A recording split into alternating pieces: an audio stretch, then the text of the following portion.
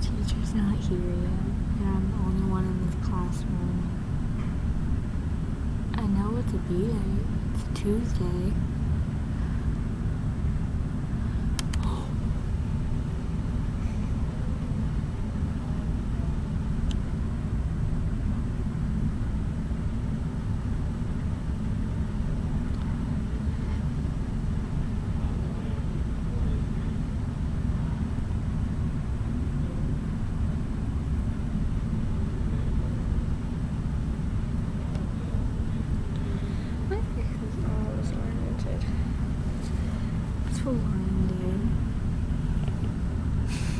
I'm all by myself in this classroom. I do not appreciate it.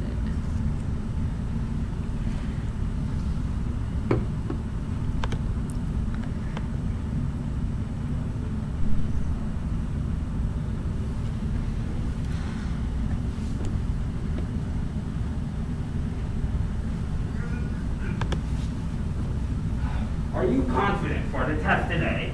There's a test today? The rational expression. That's on Friday.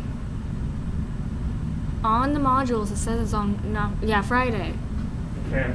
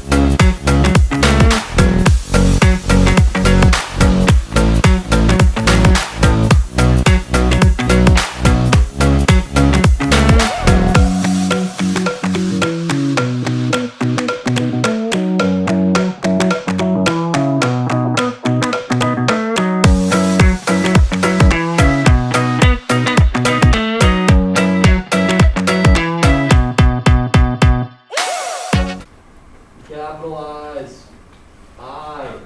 So that's something I'm going to be a stickler about. A bunch of people still miss this on the test, even though I warned you it would be there. Don't leave that lowercase I by itself. This is not right, ever. That's I'm with a lowercase I. Okay. So watch out for that, but just do your best at this point with grammar and punctuation. Okay. Here are your prompts. This is a bird's eye view. First, I'm going to ask you to think about one of the characters in the play that you feel like you most relate to, and why.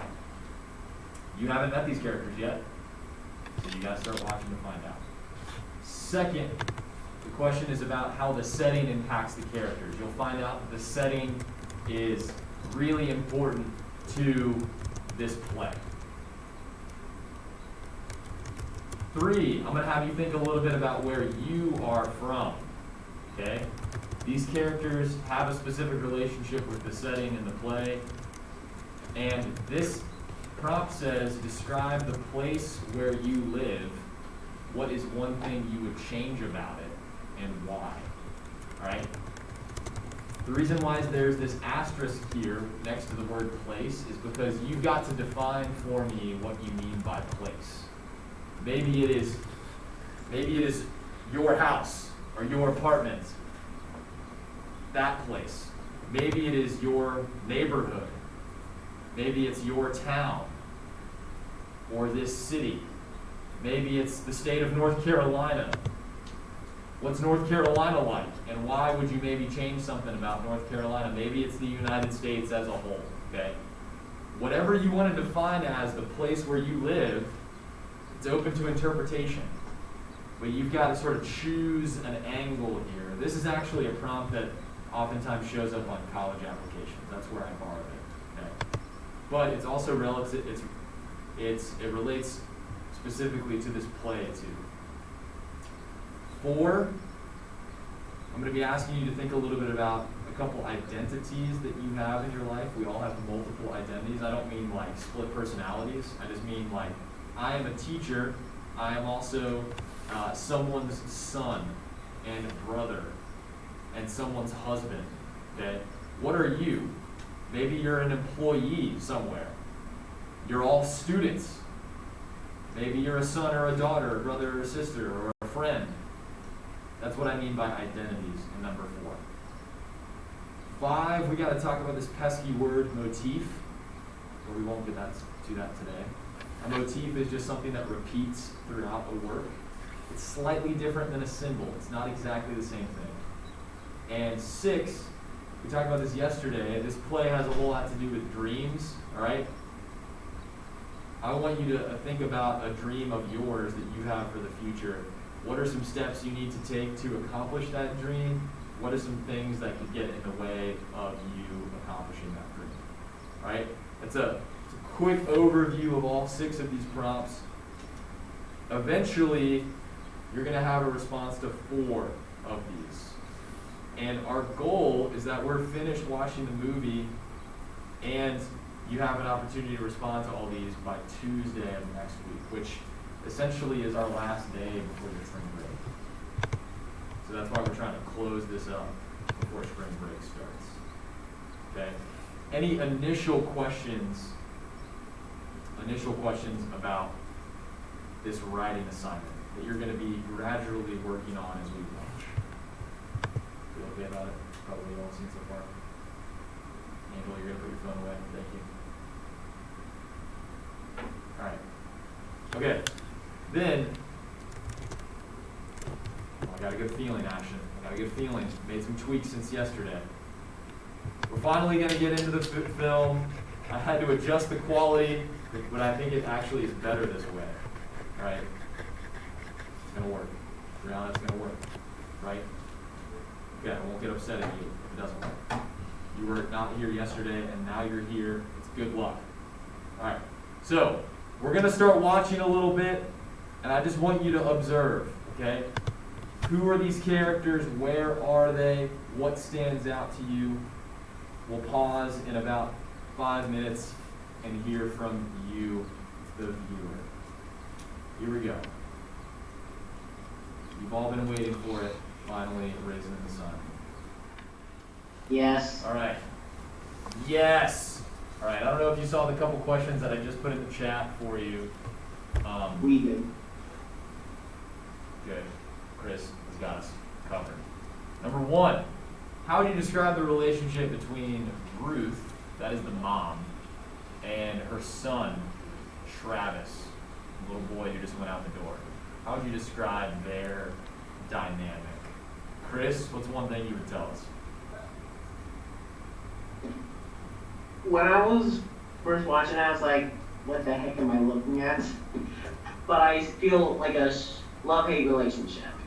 Okay, well, how is it That's loving? just for me. How is it loving? Like, she cares if she, like she's getting him out of bed in the morning. Okay. She's making breakfast for everyone. Right? Okay? But at the same time, she just wants her to just go to school. Okay? Okay? Stephanie, what do you have? She's tough on him, but like you can tell that she does care. She's doing it for him. Cool. Yeah, she's tough. She's kind of tough with him, but you can tell that she cares at the same time. Like, she sort of mocks him when he's trying to be all tough on his way out the door, and she says, well, I wouldn't hug her for anything in this world. And then he comes over and he kind of gives in, he hugs her, and we can tell that they're fine. Yeah, someone just said tough love. I would agree with that. Right. Now, what about the dynamic between her and her husband? His name's Walter, or Walter Lee. He's called Walter Lee because his dad is Walter Sr., and that's why he goes by Walter Lee instead. I thought it said waiter. I'm like, I saw the waiter. Yeah, Walter is his name. Ashton's going to tell us a little bit about that. I would say, again, love-hate relationship, because, like, you know, she was kind of mad when he gave the son 50 cents. Yep.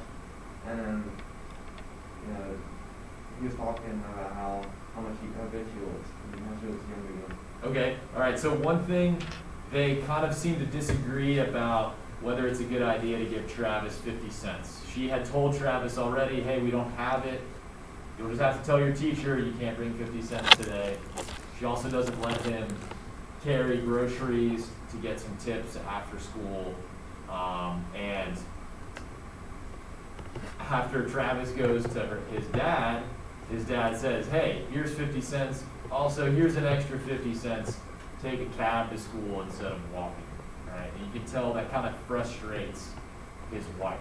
So money seems to be a source of conflict between them. Also, they're sort of playful with each other. He says, wow, you look young again this morning. You look so nice. No, now it's gone. You're just your old self. Okay, so he kind of likes to jab and joke with her as well. All right. Any other comments about the setting so far? What do you all notice about the setting? Where are we? How would you describe it? That kind of thing. Ron, Emmanuel, you guys got one?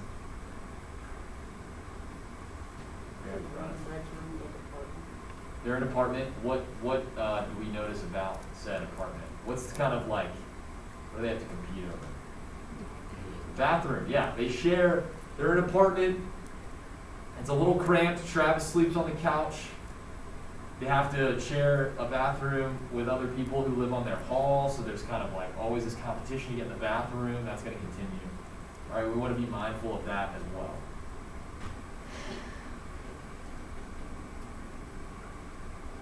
All right. Another set of quick questions. Little long arguments. Yep, the play starts with drama and a little bit of comedy too. But We do not see the comedy. well, there's some lightheartedness as well. What dream does Walter seem interested in? What dream does he sort of start talking about with his wife? Were we able to pick up on that? There's some money involved. We haven't quite gotten to the money. But he's talking with her about he and his friends have a plan for something. He's like the laundry business? No, he's got a friend who has a dry cleaning business who's made a bunch of money. He's got a friend who's been successful starting his own business. He and some other friends want to open their own business as well. They didn't quite name it, I don't think. Or if they did, they only mentioned it once. But Walter wants to open a liquor store. Okay? He wants to open a liquor store. And he's explaining sort of the details to his wife, who is not excited about that. Right? What is her perspective on his dream? Why does she get annoyed with him? And on his side, why is he frustrated with her? Why does Ruth get annoyed with the way Walter talks about his dream? Olivia, can you start us off? Well, to begin with, he keeps talking about the same thing every day, and she's tired of hearing about it. Okay. And he feels like she's not supporting him and giving him enough, support to, keep going and, feeling better about his, dream itself. Okay. All right, cool. Caitlin, anything to add to that? I was going to say the same thing pretty much. Yeah. Okay, so on one hand, she's getting tired of him every day. He's talking about how he wants this business, he can really make something of himself, and she just wants him sometimes to be quiet and just go to work. And on the flip side, he's like, why aren't you supporting me more? Right. We get this metaphor sort of Walter, just stop talking and eat your eggs. And he says, that's all you got to say is just eat my eggs. All right? And we'll sort of find out that he's really unsatisfied with his job, with his life. He says he's been married 11 years and his son sleeps on his couch. And he wants to sort of make something of himself, but he doesn't really feel like the people around him are paying attention. Okay? Jesus, what is his He is sister? alone in the world. Right. He feels isolated. Olivia, you were going to say something else? I was raising my hand for the next question, Oh, okay. so. All right, sorry. We're going to go to Jesus for this one. Jesus, his sister, whose name is Benitha, you don't really see that. They call her Benny for short. Her name is Benitha. What does his sister want to do, Jesus? She wants to be a doctor. Cool. Can somebody else tell me what is Walter's response to this dream of her being a doctor? How does he react?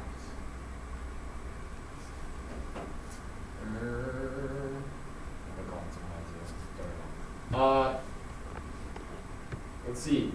Elena, can you tell me how does Walter respond to his sister's dream of being a doctor? He doesn't like it. What would be a better alternative in his mind? For her to get married and not have a dream. Okay, and if she's going to go into medicine, he mentions kind of another position that she could have instead of a doctor. Do you remember what that was? A nurse. Yeah, all right. So, for y'all, what does that say? She wants to be a doctor. His response is, why don't you just be a nurse or just get married? And his words, and shut up. What does that sort of tell you a little bit? Caitlin, can you help me out with this? What does that tell you about sort of the expectations for women at this time? It's the 1950s, early 60s. What do you think? I mean, it's kind of like belittling her because, you know, she could be a doctor because she's a woman. She's just supposed to get married and have babies or just be a nurse and take care of sick people. You can't really have dreams as a woman, especially being a black woman as well because they didn't have as many rights as white people. Okay, yes. So it was just harder for her to even become a doctor, and he was just kind of belittling her for the situation. Right, right. So there's all kinds of tension here. There is, Walter's got his dreams that he wants to pursue. Benitha's got her own set of dreams. Gender is sort of wrapped up in this as well. He wants to be sort of the man of the house and provide for his family. But his expectation for his sister is you're just going to get married and take care of someone's, your family's home or your kids. Ruth is sort of in between because she's doing a little bit of both. She takes care of her family. She also works herself. And so there are kind of a lot of moving pieces as they deal with their situation. Stephanie, something to add? He's kind of being hypocritical because he wants to have a dream, but he's not supporting his sister, and when he's complaining that no one's supporting him, but he's not supporting his own sister. Yeah, So- that's a good point. Stephanie just said that it's a little hypocritical that he wants people to pay attention to his dreams, but then he turns around and he's critical of what his sister wants to do in pursuing her interests and her own career. Yeah, that's a good point. Yeah, Walter is a complicated character. He's both incredibly frustrating here at the beginning, but we also, maybe you have a soft spot for him because he's kind of doing what he thinks is best with his own dream, but he's pretty mean to the people around him. All right, cool, good.